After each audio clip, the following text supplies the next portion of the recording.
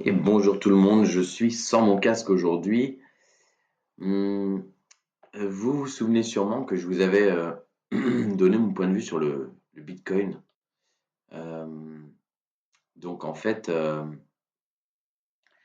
je vais vous donner, je vais vous montrer ma vision hop, hop, sur moyen terme. Alors attendez, excusez-moi. Hop là. Oui, tac. On va faire ça. Donc on va faire 7 jours, une semaine. Donc voilà. Donc en fait, sur Bitcoin, excusez-moi pour le micro, j'ai pas mon casque. Donc on est dans ce fameux canal haussier, donc d'un point de vue purement technique. Alors, on va commencer par la base. La base avec moi, c'est toujours fondamental. Et fondamentalement, donc on est dans une période qui a été extrêmement difficile quand même, et qui l'est encore. Alors, il faut toujours regarder d'abord effectivement ce qui se passe d'un point de vue géopolitique et macroéconomique. Macroéconomiquement parlant, en 2021, on a eu un pic inflationniste lié à l'afflux massif d'argent qui a été mis dans l'économie. Cet argent, pour certains, elle a été conservé, pour d'autres, elle a été dépensée, malheureusement. Et ensuite, eh ben, il a fallu rembourser cet argent. Donc, on est passé sur la crise de 2022 qui s'est poursuivie dans l'économie. Donc, remboursement d'argent. L'économie réelle, elle, a subi la crise en 2023-2024 d'un point de vue inflationniste, puisque les prix ont augmenté, mais les gens n'avaient plus forcément d'argent ou moins d'argent à dépenser. Les créations d'emplois commençaient à se faire moindre, etc.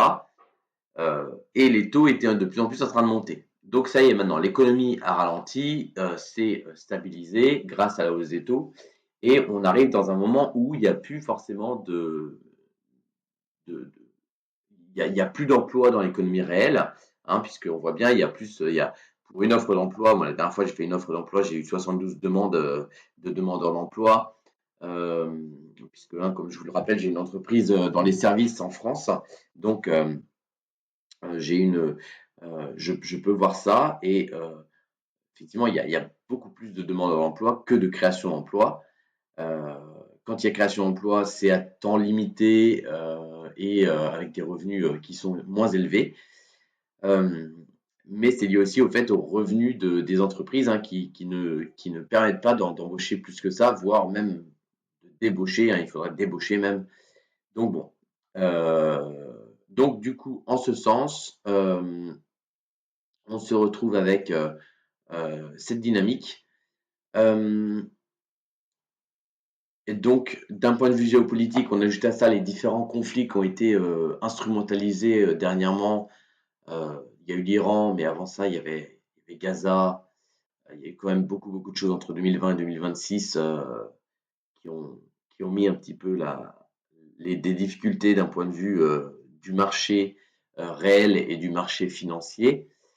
Euh, et donc, on est dans ce moment-là où ça y est, on fait suite aux guerres, où on est encore à moitié dans les guerres.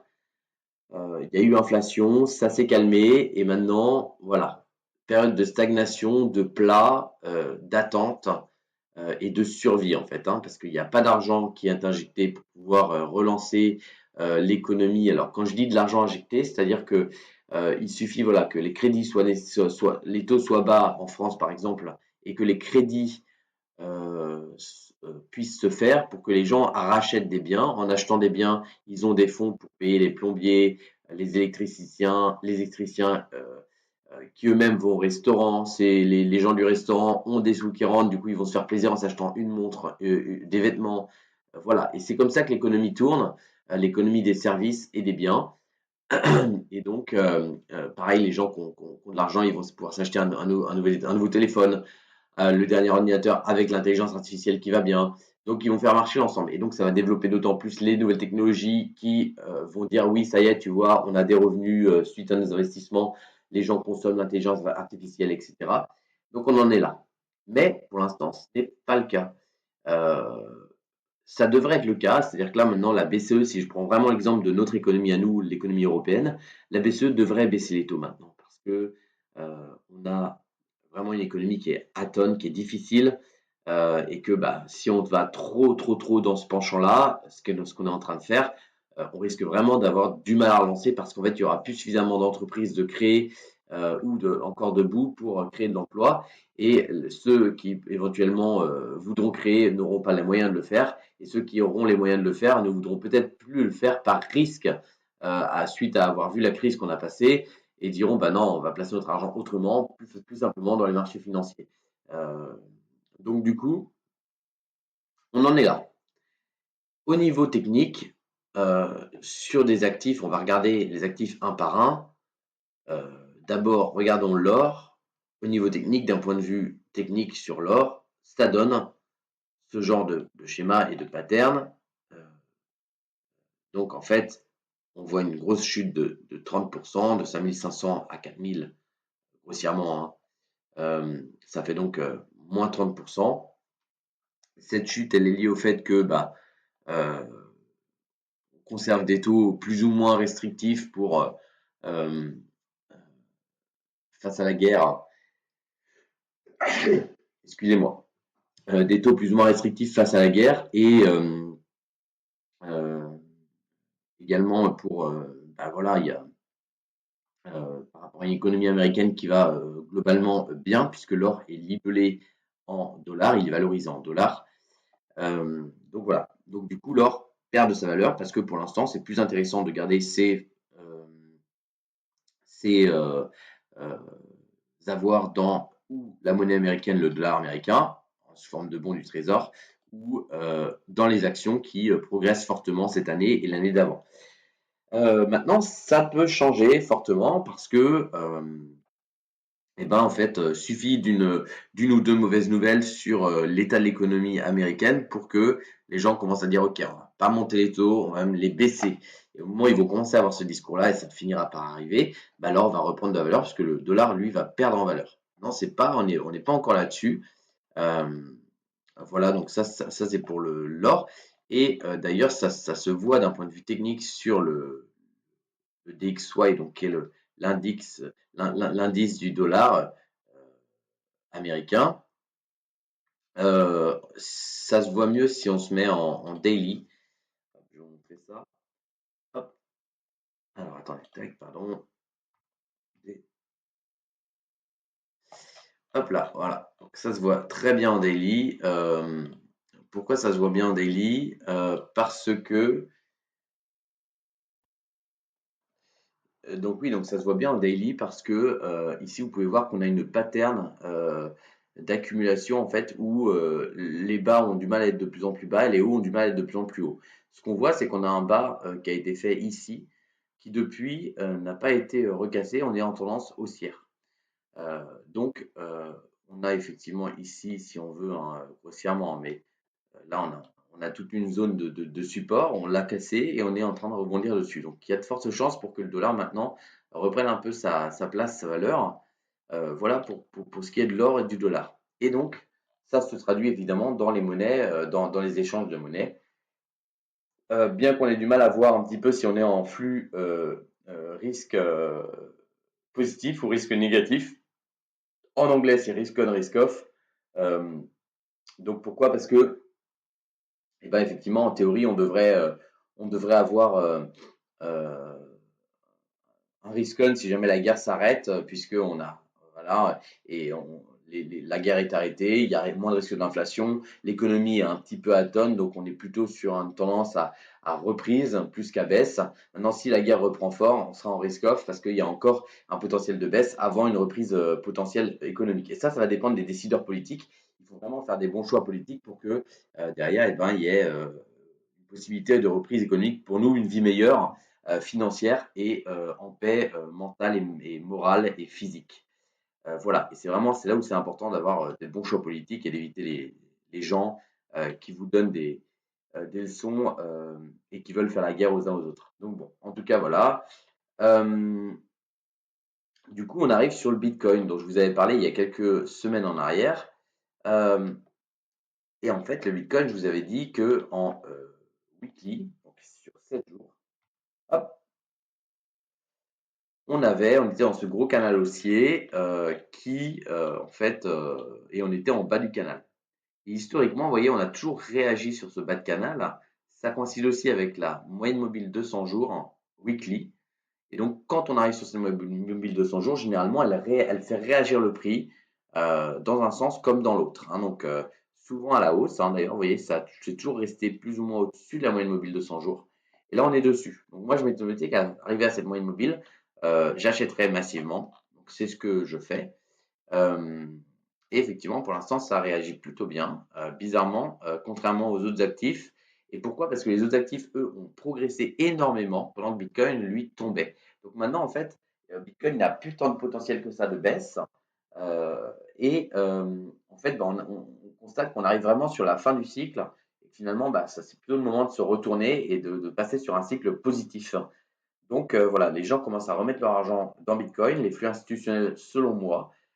Pour ça, on n'a pas de CFTC, donc on ne peut pas le voir ni le savoir. Ce qu'on voit, c'est qu'au niveau de CFTC, ils remettent beaucoup d'argent dans l'or et que Bitcoin et l'or sont des actifs similaires puisqu'en fait, ils sont basés sur une valeur, une valorisation qui est selon ce que l'homme lui donne comme valeur. L'homme a décidé d'utiliser l'or comme monnaie d'échange et pourquoi? Parce que c'est un métal précieux qui est utilisé et utilisable dans des nouvelles technologies en très faible quantité, mais de manière essentielle pour que le fonctionnement de ces nouvelles technologies. Donc, ils jugent que c'est un métal important. Bitcoin pour les mêmes raisons, enfin pour des raisons différentes un petit peu, c'est-à-dire que voilà, il est rare parce qu'on ne peut pas en imprimer plus de temps. Donc, contrairement à la monnaie, il se valorise contre la monnaie qui, elle, est imprimée ad vitam aeternam et donc se dévalorise. Donc voilà un petit peu pourquoi Bitcoin serait l'or numérique, entre guillemets. Même s'il évolue un petit peu comme le Nasdaq, on se rend bien compte que non, là où le Nasdaq avait, enfin ça dépend des fois en fait, hein, mais là où le Nasdaq a progressé ces derniers mois, le Bitcoin, lui, est descendu et a respecté ses cycles de 4 ans. Donc le prochain cycle de 4 ans, c'est-à-dire on a 3 ans souvent de marché haussier avec 1 an de marché baissier. Euh, donc bah, là, on arrive au bout, en octobre 2026, on arrivera au bout du marché baissier. Mais on constate toujours que à partir de juin, c'est là où on commence à avoir une stagnation. Vous voyez ici en 2024 par exemple, on a eu les dernières baisses, puis on a une stagnation jusqu'à la reprise en septembre. Voilà, en septembre, voilà, ça a été le cas également précédemment. Ici, tac, tac, tac. Voilà, en juin, on commence à stagner, vous voyez, on fait une dernière chute en novembre, puis on reprend. Euh, Tac, tac, tac, tac. Enfin, voilà, c'est ce que j'ai constaté. En fait, dès qu'on arrive sur les supports, à partir de juin, ça stagne et surtout, c'est ce support qui est important pour moi. C'est pour ça que je vous invite encore une fois à prendre des achats sur Bitcoin. D'un point de vue macroéconomique, ça semble pertinent. Et, euh, et donc, parce que il y a peu de chances qu'on aille encore plus bas dans notre cycle baissier. Les taux sont déjà bien montés, l'économie s'est bien calmée, les guerres devraient s'arrêter parce que bien que Trump dise quoi que ce soit, il a les mi-termes et eux, leur objectif, c'est de rester au pouvoir. Je vais vous dire pourquoi les politiques veulent rester au pouvoir, c'est simplement pour vous piquer du pognon, hein, c'est juste ça. Un politique, c'est là pour s'installer dans un siège, prendre du pognon, être payé en fait à prendre des décisions, mais en fait, il ne fait rien concrètement, il ne produit pas de valeur, quoi, hein. Donc du coup, ce monsieur-là, il est payé ou cette dame-là, elle est payée par vos soins pour prendre des décisions difficiles et à large échelle pour vous. Et donc, ils veulent rester parce que c'est un job en fait où on ne fait pas grand-chose. On s'expose publiquement, oui, à des décisions et donc on est souvent mal aimé, mais on ne fait pas grand-chose et on est très bien payé. Donc, c'est pour ça qu'ils veulent tous rester en politique. Et donc, ils ont besoin pour ça de gagner les élections. Donc, il faut qu'ils évitent les guerres pour que le peuple les élise et qu'ils soient contents de ce qui se passe. Donc là, à mon avis, les guerres, ça va être bientôt fini, avec des taux qui sont déjà restrictifs, une économie qui est dans un calme plat. Aux États-Unis, l'économie, elle n'est pas reluisante, elle est belle, mais elle n'est pas reluisante non plus. Donc voilà, ça ne peut qu'aller dans la stagnation ou dans le mieux. Donc c'est pour ça que je pense que c'est le moment d'acheter. On est sur un support fort. En plus, c'est aussi techniquement le support de 2021 avec les deux sommets majeurs de 2021, plus l'accumulation de 2024.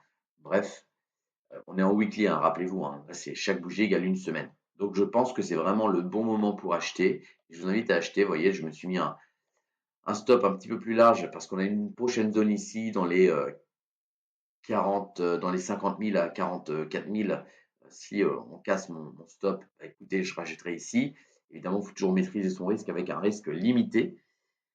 Par contre, si on y reste, et ben voilà, on est dans la zone, quoi, hein, donc il y a peu de chances qu'on aille plus bas. Et puis si vous allez me dire: «Oui, on va mècher et cetera», on peut mècher. Historiquement, on n'est jamais passé sous cette barre-là, et puis en plus de ça, on mèche surtout quand on est sur de la volatilité importante parce que l'actif est peu acheté, voilà. Là, il est quand même de plus en plus massivement adopté. Il y a quand même beaucoup de gens qui en ont, notamment des institutionnels, donc c'est plus dur de faire bouger le prix avec des grosses mèches, et cetera, des spikes. Donc voilà, voilà. Voilà ce que j'en pense. Je vous invite à acheter le Bitcoin. C'est pour moi l'actif sur lequel il faut se positionner en ce moment. Et puis, je vous souhaite une bonne journée, aussi bien en spot, vous en achetez foncièrement, concrètement, et vous le gardez en octobre. Voilà, il devrait y avoir commencer à y avoir des petits mouvements à la hausse. Voilà, si on se base sur les derniers cycles. Et par rapport à la macroéconomie globale, encore une fois, sous couvert qu'ils ne relancent pas des guerres, mais voilà, c'est contre leurs intérêts, et comme c'est eux qui décident, puisqu'ils sont à la tête des décisions, eh ben, ils vont éviter les guerres, hein, Trump et tous leurs copains. Euh, Quand je dis leurs copains, également nos décideurs politiques, hein, en Europe, etc. C'est les copains, voilà, ils sont tous dans le même bar. Eux, ce sont des politiques qui ne sont pas là pour vous, ils sont là pour eux, entre politiques. Donc, du coup, voilà. Donc, pour moi, le Bitcoin est acheté en ce sens. Et puis, d'un point de vue trading, vous voyez, vous pouvez très bien faire des longs swings, hein, avec une cible ici, et je vous expliquerai plus tard pourquoi. Mais donc, je vous invite à faire ce petit trade, ces petits achats qui vous feront du bien dans votre portefeuille, même si c'est sûr que c'est de l'argent dont vous ne devez pas avoir besoin parce qu'il faut le laisser placer sur long terme, hein, cet argent sur Bitcoin. Donc voilà. Donc bon, écoutez, je vous souhaite une bonne journée. J'espère que ça vous aura plu. Rappelez-vous que si vous avez l'impression que vous n'avez pas les moyens d'investir, admettons, sur le Bitcoin à long terme comme ça, faites une petite somme que vous pouvez. Si vous avez l'impression de ne pas avoir les moyens, admettons, je sais pas, vous gagnez des sommes qui sont euh, pas forcément très fortes et que vous avez du mal à mettre de côté. Eh ben, dites-vous que si, admettons, vous gagnez, je sais pas moi, 1500 euros par mois, euh, dites-vous que si vous avez seulement 150 euros de plus tous les mois, ça peut changer votre vie parce que c'est 10% de plus. Hein, vous voyez, n'allez pas chercher tout de suite d'avoir 3000 euros de plus tous les mois ou 1000 euros de plus tous les mois, etc. Et pour avoir 150 euros de plus en Bitcoin, par exemple, hein, si là on estime qu'en le plaçant maintenant l'argent, dans 3-4 ans, il aura fait x3, effectivement, et ben, si en 4 ans, on veut 150 euros fois 12 mois, ça fait 1800, fois 4 ans, euh, ça fait donc environ 8000, 7200. Ben, si on veut 7200 en 4 ans, et ben, effectivement, il faudrait placer 1500, 1800 euros. Mais pour ça, vous n'êtes pas obligé de le placer en une fois. Placez un petit peu tous les mois, 50 euros tous les mois. Euh, voilà, sur les 12 prochains mois, par exemple, c'est déjà très bien. Vous aurez fait 500. Donc, au lieu d'avoir, vous n'aurez pas 7002, mais vous aurez peut-être 3000 euros. Donc, vous avez déjà fait progresser vos revenus dans 4 ans de 5%. Et ça, c'est chouette déjà. Et c'est seulement sur un investissement. Et avec cet argent-là, après, vous le replacez. Et vous allez me dire, oui, mais ça prend du temps. Oui, ça prend du temps. Mais en fait, ça ira plus vite que vous ne le pensez. Ça vous permettra de sortir de la situation dans laquelle vous êtes et arriver dans 10 ans, déjà, vous aurez multiplié les capitaux mis de côté. Attention, soyez vigilants sur vos investissements. Là, je vous parle de Bitcoin, je vous parle de toutes les autres crypto-monnaies. Et certains sont peut-être, voilà, trouvent ça trop risqué. C'est un bon moyen de faire grossir son capital vite, mais c'est sûr que c'est pas le moins risqué qui existe. Mais ça reste très fiable quand même, à mon sens, vu la valeur que les gens lui donnent, tant sur les institutions que chez les particuliers. Écoutez, j'espère que j'aurais pu vous aider. N'hésitez pas à liker la vidéo, merci beaucoup. Et puis aussi à me contacter par Instagram. Je vous rappelle que j'ai un mentorat individualisé. J'ouvre les places 5 par 5, puisqu'en fait, je passe une journée par mentorat avec chaque mentorat. Donc, c'est individualisé, privé. C'est un mentorat qui ne coûte pas si cher que ça. On est à 500 euros par mois. Euh, et pardon, pas par mois, 500 € tout compris, et c'est un mentorat que je fais durer le temps qu'il faut pour que vous soyez rentable. J'ai également une offre, avec un mentorat qui comprend un compte préfinancé qui vous est déjà, fourni.